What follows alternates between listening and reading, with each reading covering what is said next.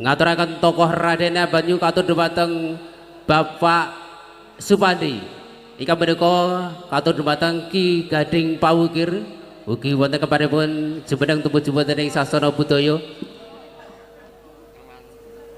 lung panampi saking patinipun Bapak Lurah Haji Sarjoko tokoh Raden Abimanyu dumateng Ki Gading Pawukir Seno Saputra Hambur Wakani gelaring ringgit wacucal sedalun atas memetri dusun Pedeguan Mantuk.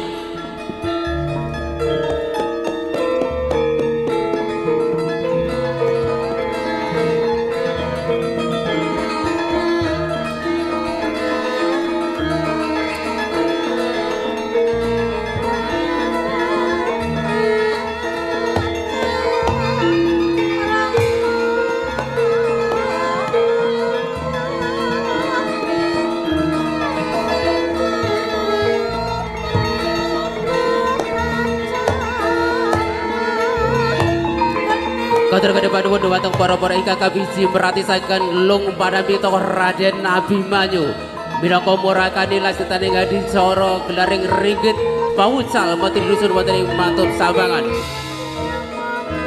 Saking pamirsa budaya ingkang satuhu kinurmatan kados pundi babaring cariyos Wahyu Cakraniran dening Ki Gading Pawukir Seno Saputra ing adicara Memetri Dusun Mantuk Sabangan Sugeng Hamir Sani. Assalamualaikum warahmatullahi wabarakatuh.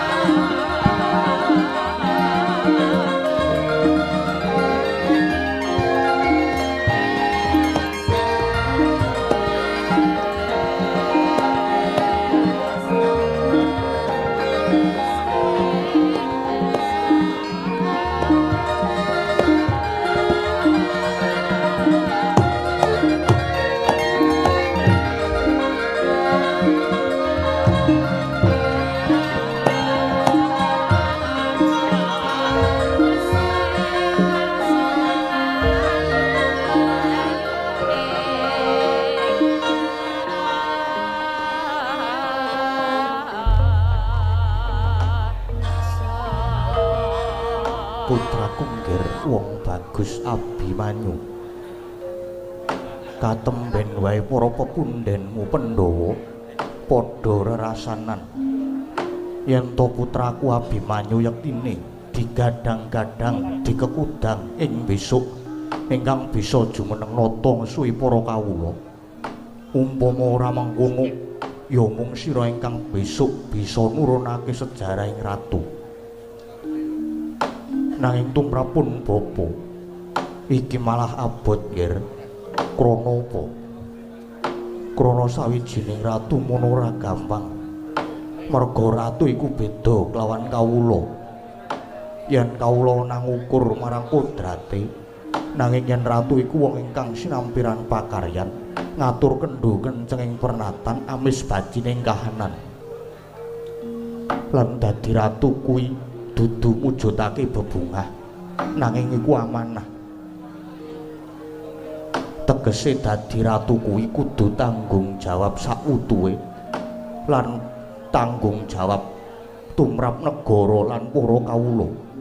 Dadi yen wis saguh aja golek sugih, yen wis sagah aja golek turah, yen wis gelem aja banjur golek pengalep kulub ngger Abimanyu. Duh Kanjeng Rama jimat pepundhen kula, yektosipun menawi kula ingkang dipun kekudang menapa menika boten lepat krana kula ngrumaosi tasih cubluk-cupeting nalar tuna ing budi cingranging samukawis lan kula inggih ngrumaosi menawi kula dereng saged ngudhaken gesang kula menika kangge nusa bangsa lan negari Kanjeng Rama. Ger pun Rama iki saektine bombong dene putraku Abimanyu ingkang dikekudang. Ing besok bisa nerusake sejarah ing ratu. Nanging krana apa malah kowe sing kendho Abimanyu? Inggih. Krana kula ngrumaosi samukawisipun kula inggih tasih kirang. Kejawi kula boten pantes putra-putra Pandhawa menika boten namung Abimanyu. Nanging tasih kathah kados Kang Mas Pancawala, Kang Mas Gatotkaca, Kang Mas Antarja lan sanesipun Kanjeng Rama. Abimanyu kula wonten dawuh bombong-bombonge wong tuwa kuwi lamun nyawang anake bisa padha kasil, tegese bisa ngluhurke lan junjung marang asmane wong tuwa. Abimanyu, sira iku anak Janaka, jagat wis nekseni. Lamun Arjuna iki wiwit cilik nganti tekan semene ora kendhat nggone tansah gedhekke tapa brata, ora kendhat nggone ngudi kawruh lan kapinteran supaya uripe Arjuna bisa piguna kanggo bebrayan gung. Mula Abimanyu pun Rama kepingin sira iku bisa taruna ngungkuli bapa sira ingkang wis dikekudang, aja nganti kendhu, aja mangrung tingal, aja mandheg mangu, aja nganti kelangan kiblating kautaman lan lanjering bebener. Tatanen rasamu, tatanen jiwamu. Abimanyu, Arjuna moh lamun duwe anak mung sumindhi marang wong tuane. Anak Arjuna kudu bisa tangkar tumangkar lan kudu mentas saka karepe dhewe. Lan meneh Abimanyu, sira ingkang wis dikekudang, mula sira kudu tansah ngudi kawruh kapinteran. Krana upama besok sira dadi ratu, ya kudu ngasta daya pangwasa luhur ngambil gaiping widi. Lan ingkang luwih wigati, sira kudu nyandheng kanugrahaning Jawata gayuh tumuruning wahyu. Nanging sira kudu prihatin gayuh dhewe. Lamun sira ora bisa gayuh wahyu, utamaning wahyu ning ratu, aja ngaku anak Janaka Abimanyu.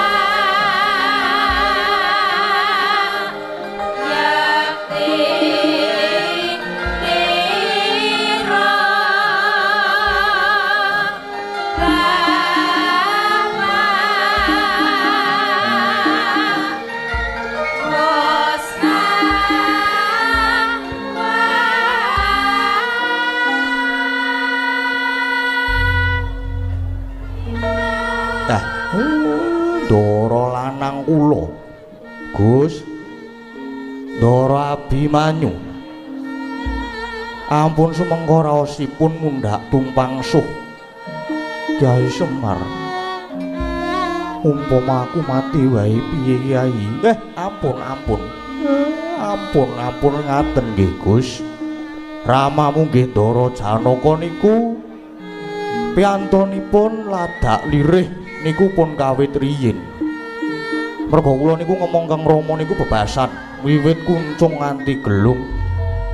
Piyaine pancen ladak lirih mula yen paring piwucal lan paring duka kala-kala nggih sok mawi pasemon. Margi ngaten nggih Gus. Wong tuwa sing bisa dadi guru wong tuwa sing wis bisa dadi guru nggih dadi paugraning urip niku kangge njaga murih yuwananing tedhak turun tegese karaharjan lan keslametaning kanggo anak putune kudu taberi mulangake gegebengan niku kudu dilakoni mumpung isih urip lan sembada krana nek pun kebacut mati niku boten badhe saged ninggali warisan tegese ninggal warisan pepadang merga yen nek wong wis mati niku pun boten saged diguroni meneh.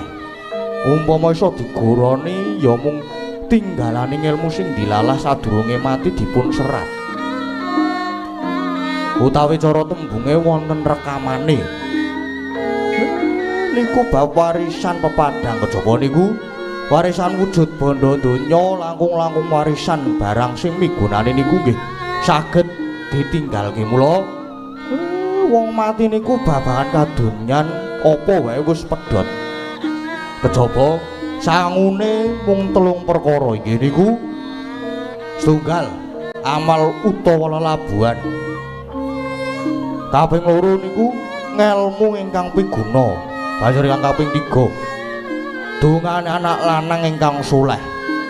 Nah, mula kados ramamu Arjuna nuturi kanthi pamecut rembug sing kaya ngoten niku mboten luput.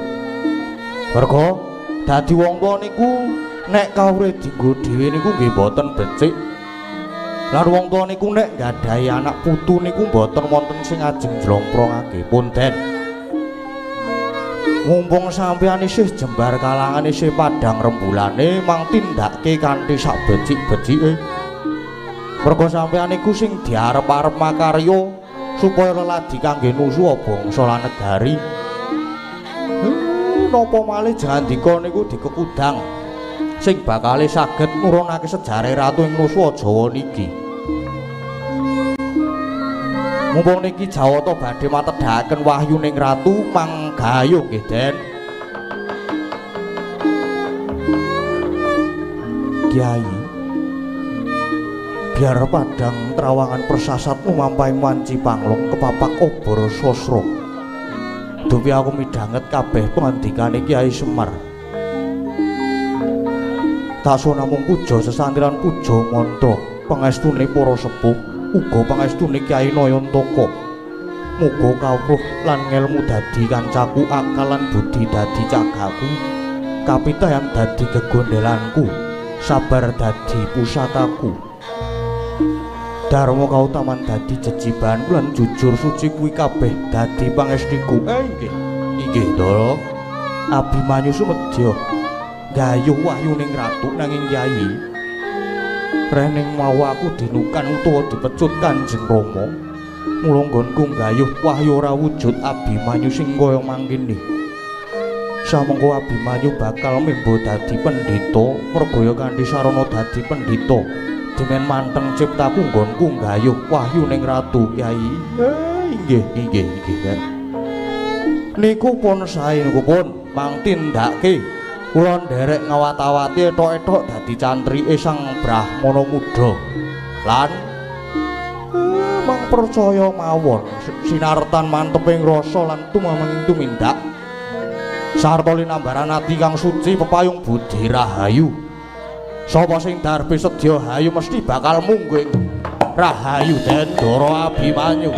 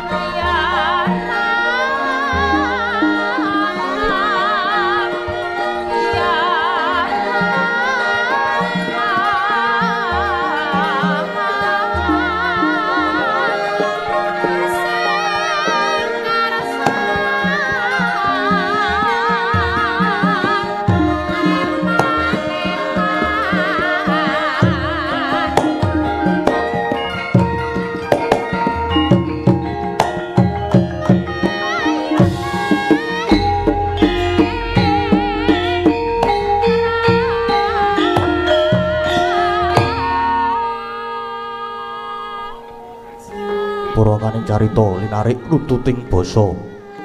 Duwe kuno Musrasela yen laras saya karaos. Mula sari lang rasa wani, roing diri, rasa rumongsung rumangsani lir jalma Ilokaca. Jarweh wis jenakuk cahing carita lo becik wis gumelar jroning pakeliran. Yaiku kang sejati, hampir sari pagelaran Ringgit Purwa. Surya Candra Darumyang Kartika Kinurba kudrating kang kawasa. Sari ratri ngetri bawana purwaing tekek dosina gilir gumanti tanpa gembo. Teman dadi petanganing dina sasi warsi windu kang sarta abad. Tetukulan tangkar tumangkar sinirambun Jawa kaya pati ngrembah. Dadi pewadange kutu-kutu alang atoga buron yang buron toya dadi bebrananing kang tanpa wicalan. Jarung menungso tinitah priya wanita spondo-pondo anut golonganing bangsa dewi-dewi.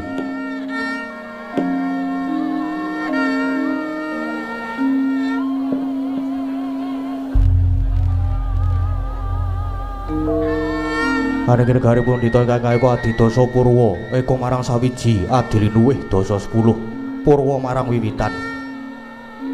Senadyan kathah titahing dewa ingkang sinangga ing pratiwi kinasmaning akasa kinapiting samudra Raja Samyanggana raras nanging datan kadya ingkang ginupiting dalu samangke. Yakti ingkang sinebat gumlaring negari Dwarawati ya negaring Dwaraka ya negari Jenggala Manik.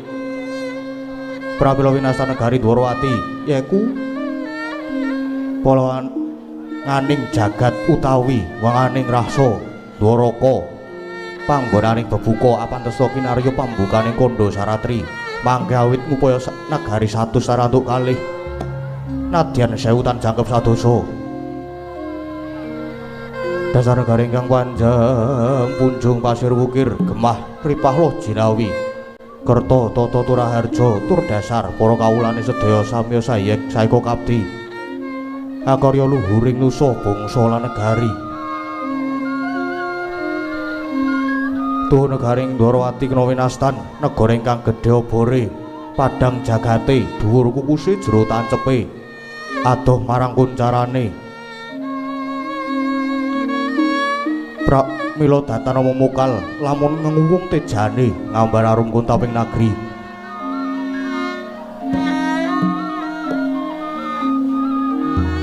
Lah sinentawa ingkang jumeneng nata ambek bau denda Nyakrawati yakti aja juluk Maha Prabu Sri Bathara Kresna ya Prabu Harimurti ya Prabu Padmanaba Kesawa Wasudewa Narayana Danardana ya Sang Wisnumurti. Narendra ingkang berbudi bawa leksana tur hambek angayomi dharma angayomi agami suci angayomi para kawula kang samya angreksa raharjaning nagri tuwin ngayomi dhateng haing sapadha-padha hanggung hangaosi dhateng asanes.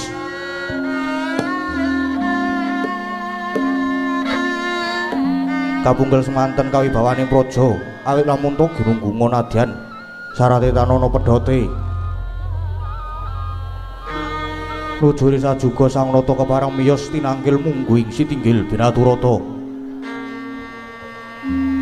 Lah sinentawa ingkang keparang nyaket mangarsa lenggah mabuka amarigelu Susilarja wadana tumungkul yayah kanjenging Pertiwi.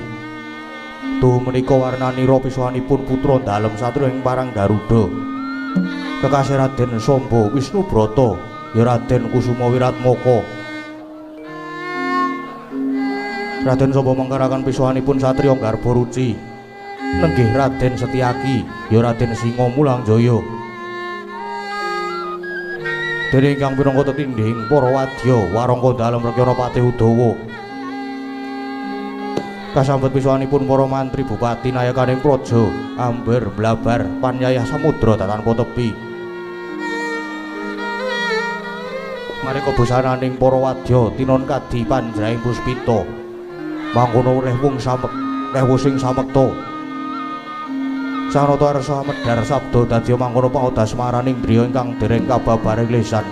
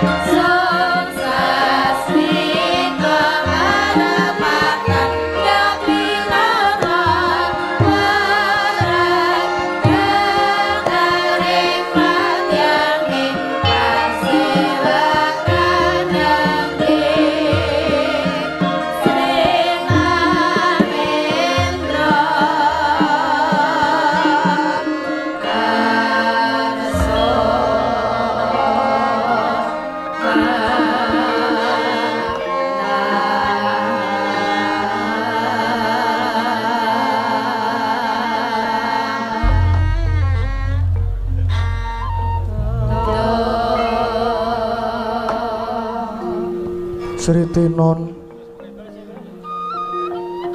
ing pasih bakat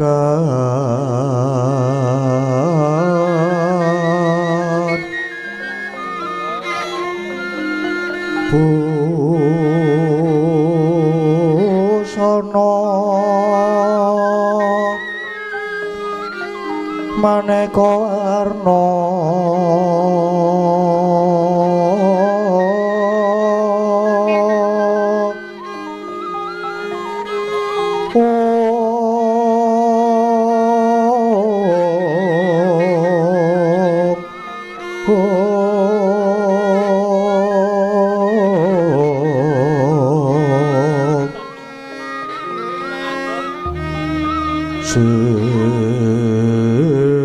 sebab puspiteng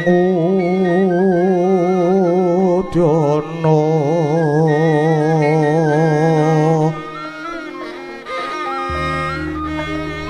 yang banjara sarwaro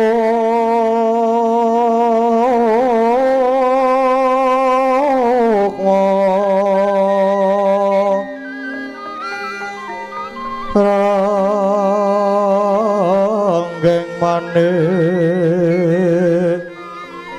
Narawata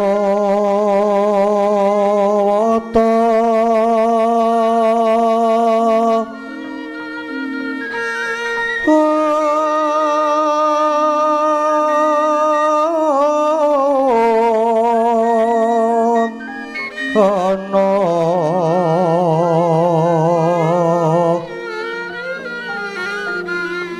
Obro prabanyo kang sumirat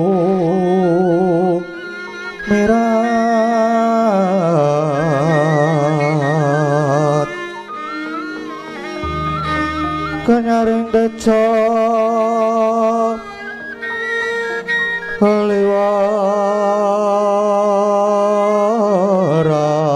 liwaran lereki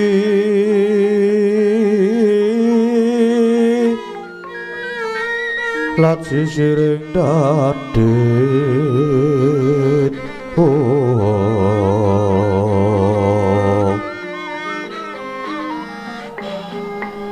wimbo kakandha mre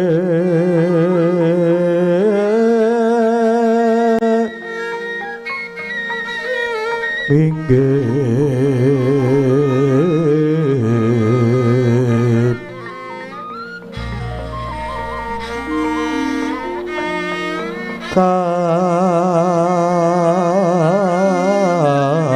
katiuping samirana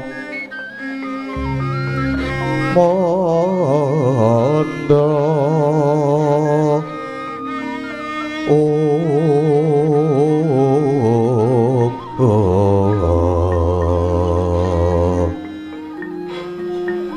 sabaran mangambar kungas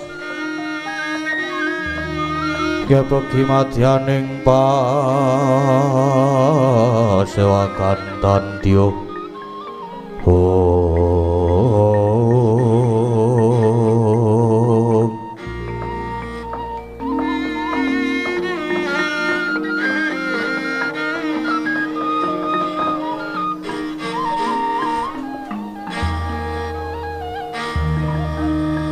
ngiwang sukma jagat mangadya linuwih Kakang Pati Udawa haywa kongsi ndadekke kaget ing pamikirira marmane pasuwanira ingsun piji mangarsa saekti ingsun mung bakal mundhut pawarta kadiparan anggonira rumeksa prajaningsun Kakang Patih Udawa hai nun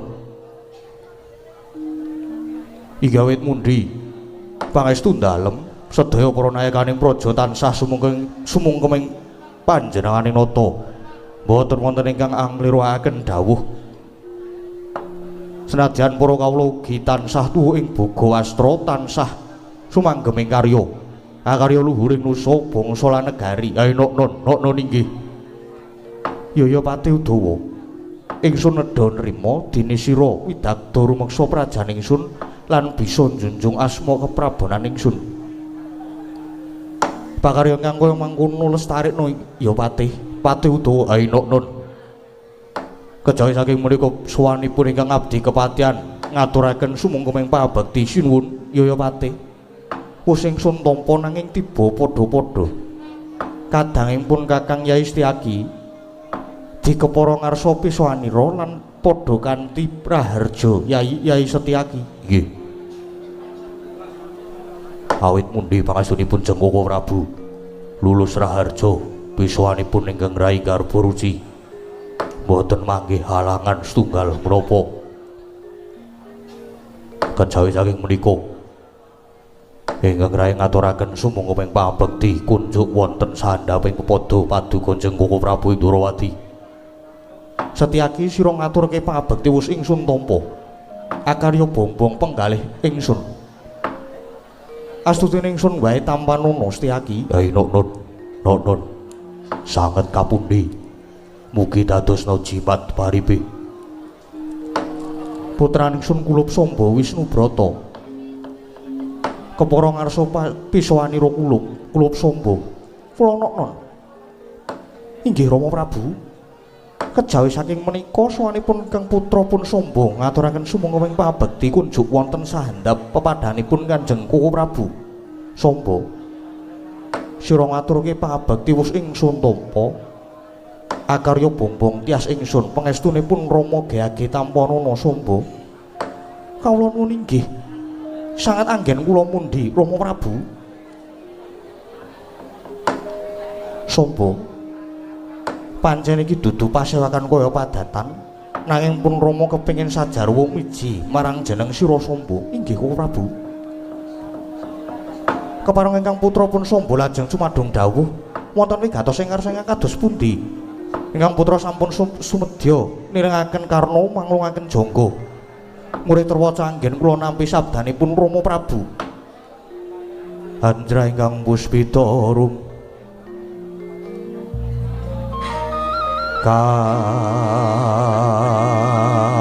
kasliring samira nomre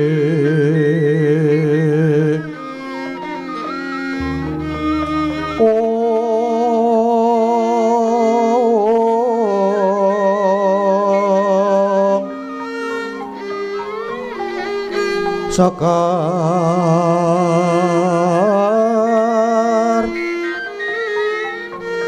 kadung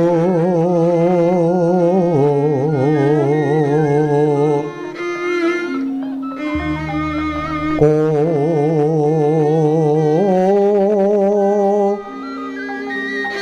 ngas kadangyo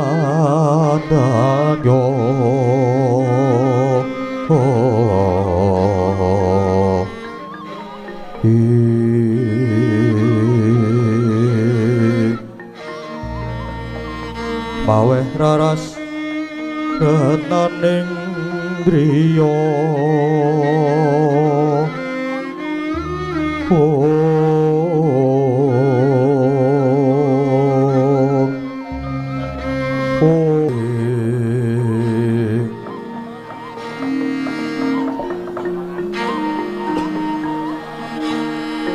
Samba ana tetembungan anak anung anindita tegese duwe anak lanang kang mursid bisa mikul dhuwur mendem jero marang derajate wong tuwa. Aja mung kandhek ana ing pangucap nanging kudu kababar ana ing pangerti. Samba pun Rama iki tintah dadi wong tuwa dasare yuswaku ya saya tambah. Mestine umpama ta srengenge mono bakal ya banjur nglewang mangulon. Lan ora suwe maneh neng diparani mesti aku bakal manjing alam baka. Neng diparani mesti aku bakal manjing surup Sandyakala. Lumaku ning jagat peteng bali marang alam baka. Eling-eling mati kuwi saben wong mesti bakal nyanyi. Pisaing raga karo sukma ora mawas sing sugih, ora mawas sing mlarat, sing kasinungan derajat pangkat, ora mawas sing bagus sing ala. Kabeh mesti bakal ngincipi pati. Nanging yen urip iku ana werna loro yaiku urip sadurunge mati lan urip sawuse mati. Sing kaping pindho saiki ngrembug babagan negara.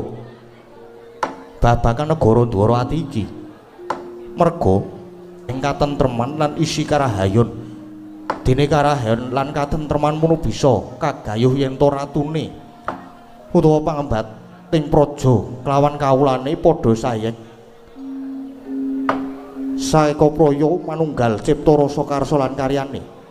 Mula kudu ana peperintah sira ora kabotan tampa nglintir keprabon ingsun. Inggih. Mesinipun ngaten Rama. Ingkang putra Samba boten badhe kawratan yen dados Ratu Dwarawati. Kula sagah jumeneng nata ing Dwarawati. Rama, bagus. Pancen sejatine gedhe pangarep-arepipun Rama marang sira. Bebasanana tembung taruna ngungkuli bapa merga pangajap ingsun ning sire keprabon ora urung besok ya mung sira. Ya mung sira ingkang ingsun dama-dama lan ingsun kekudang nglintir keprabon ingsun. Mula pun Rama mundhut marang sira. Sira kudu pinter piguna lan kudu bisa ngedohi marang piyala. Pinter tegese kejaba sugih kawruh nanging uga sugih igo lan pertikel. Lire kudu bisa murakapi marang bebrayan, kulina nanjake kapinteran supaya bisa sumrambah ing akeh sabanjure. Anak ratu kudu tansah ngedohi marang piyala.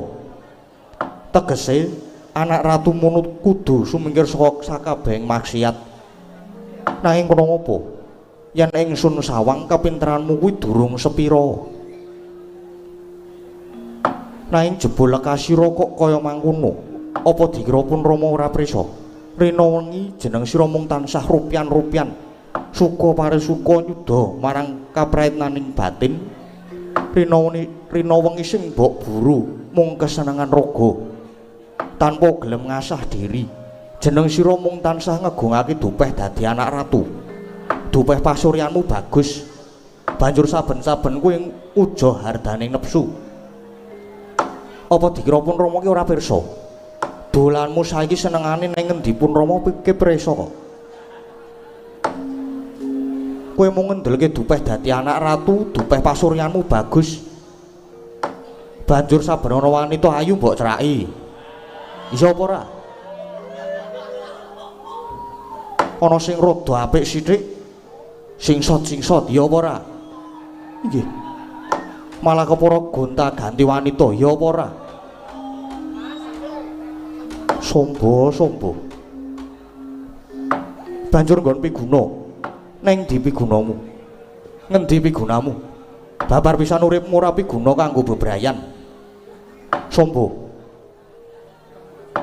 Pun Rama bakal ngendika akeh-akeh mangkene merga pun Rama tresna marang sira. Mula aja nganti ndadeki renggeting pamikira Sombo. Sigra-sigraen permana kanca sigra ngraketa nawang sesangka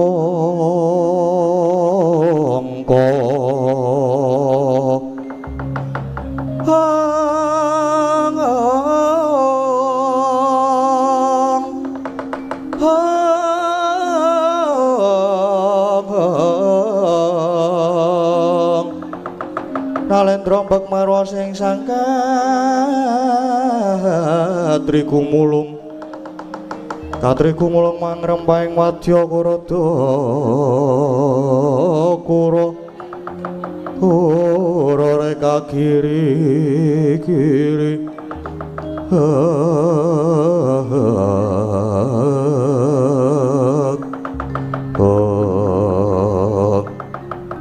Rama Prabu Jimat pundhen kula sareng kula midhanget kathah-kathah pangandikanipun Rama Prabu kados tinothok braja lungit kula destun saestu ing atas kula menika putra nata binatara nanging jebul salaminipun gesang kula malah namung ngegungaken anggen kula dados putra paduka Rama Prabu kula ngurmaosi bilih kula menika tasih adigang adigung adiguna kula nyuwun pangapunten Rama syukur yen jeneng sira wis bisa ngrumangsani tegese lekas sira isih bisa didandani merga pun Rama iki mecut marang sira Samba saru dinuru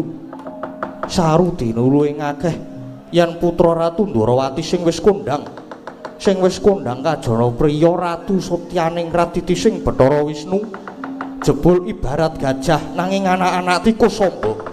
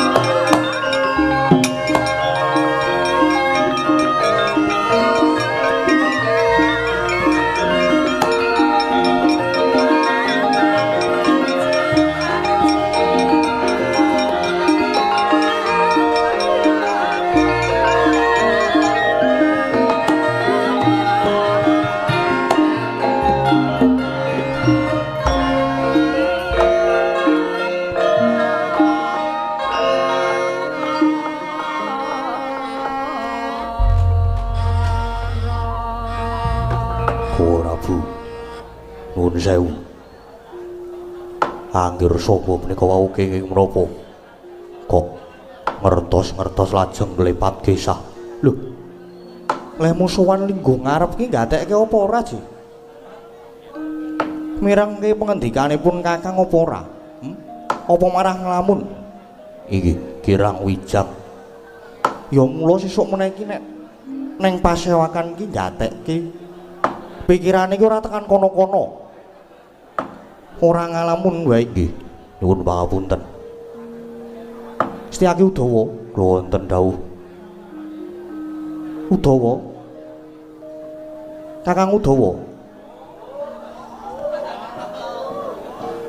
Setyaki kula wonten dawuh Kakang Udawa Setyaki kula wonten dawuh Kakang Udawa monggo kula dherekaken monggo Prabu monggo nyuwun pamit kula dherekaken arep nendi lho anggere sapa meneh ndi mulane sesuk nek iki ora ngalamun ora turu digatekke dumeh bar kecekel polisi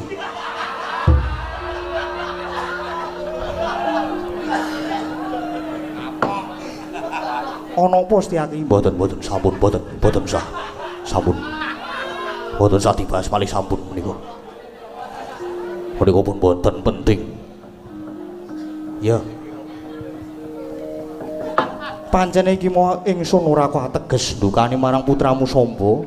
Nanging niatku pancen nyeblak mecut dimen Samba kae ora mung sumindhi marang wong tuwa. Dimen Samba tangkar tumangkar pamikire banjur gelem ngulir budi kawono. Yen kalenggan iki Jawata bakal matedhake kanugrahan wahyuning ratu. Mula pancen Samba tak pecut nganggo rembug sing kaya iki mau dimen ginugah rasane. Mangkono nggih. Mila kok lajeng klepat gesah wis ben wae. Nadyan mengkono, Setyaki lan Kakang Udawa aja ditegake putramu Samba. Awat-awatana bebasan adoh diceraki, cerak didoi. Sing baku tetep diwulati. Karepe Samba arep kepiye syukur yen Samba nyata ginugah rasane kang banjur gelem ngasah diri lan mahasing asamun tapa gawe wahyu ning ratu. Hai non estuake dawuh. Eyang mekaten ingkang rai kepareng nyuwun pamit lan nyuwun tambahing pangestu. Setyaki aja kaya bocah cilik sing praetna ngati-ati Udawa jeneng sira uga. Awat-awatana putramu Samba babar pisan bodolno pasewakan ingsun nedya kundur kedaton. Hei non ngesuaken dawuh ingkang makaten ingkang abdi kepareng nyuwun pamit lan nyuwun tambahing pangestu. Kakang Udawa surtiti ngati-ati aja ninggal duka prayoga purna gatining pananggilan Janata arsa kundur kedaton jelok saking dampar kencana kinapit gambaran gading kadharekaken sangganing prombanjani kitanggung Jaka paloro-loro ingkang sami ngambil pecanan keprabon. Kawis tinggal saking mandura tindaknya Sri Naranata kaya tansah angiram lakune.